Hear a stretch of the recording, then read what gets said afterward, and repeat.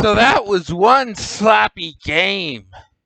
Now, some of it can be attributed to the defense, but there were still some passes and some plays that make you scratch your head. We are now getting a clearer picture as to the outcome of this finals now that the Celtics have maintained home court with a win at home in Game 3.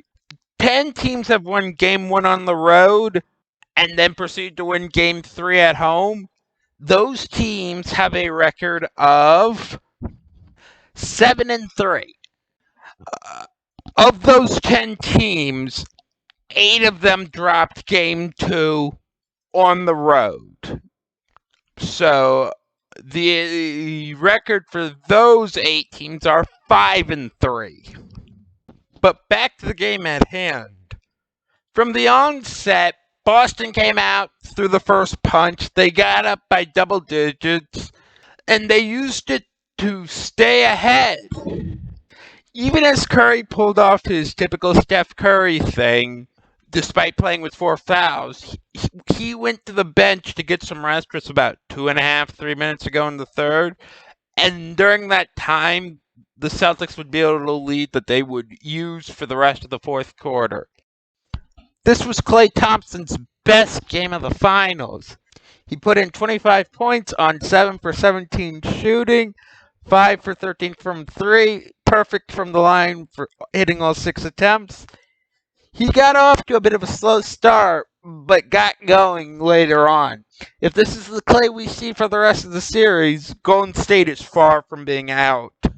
Scanning the rest of the box score, Curry had his usual spectacular game with 31 points.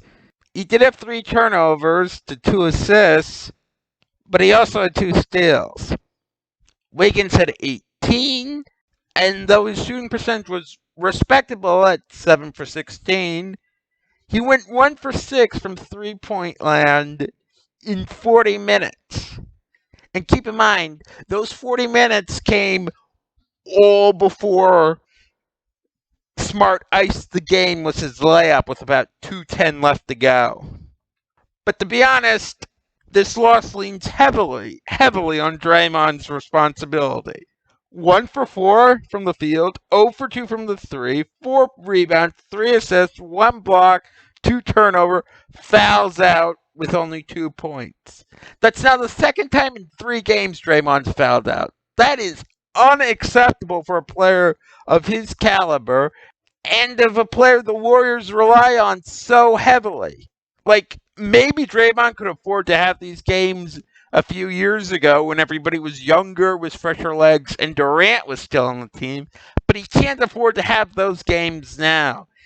He just was never in it.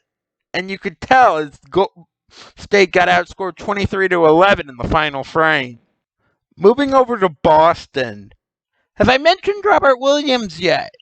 His interior play, both on offense and defense, came up huge for the Celtics in this. Just absolutely huge.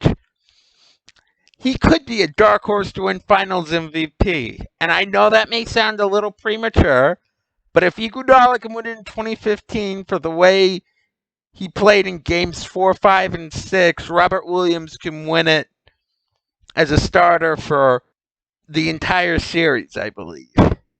But they put up a piece of trivia on the ABC broadcast about how Tatum, Smart, and Brown were the first trio of teammates to have 20 points, 5 assists, and 5 rebounds in the same finals game since 1984, Magic Johnson, Kareem Abdul-Jabbar, and Michael Cooper.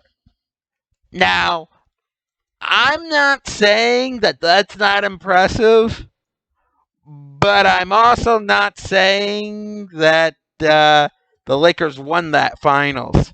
Now, granted, I did look up the box scores, and the game in question was Game 6, which the Lakers did win at home, 119-108 to stave off elimination, but still, Celtics won that series in 7, and Bird was walking away with Finals MVP and his revenge for the 1979 title game in the NCAA against Magic and all that. But anyway, the only other thing of note is that it appears Curry has sustained an ankle injury when both teams were all out diving out for loose balls, and it culminated with Smart getting the ball and Draymond fouling him to foul out.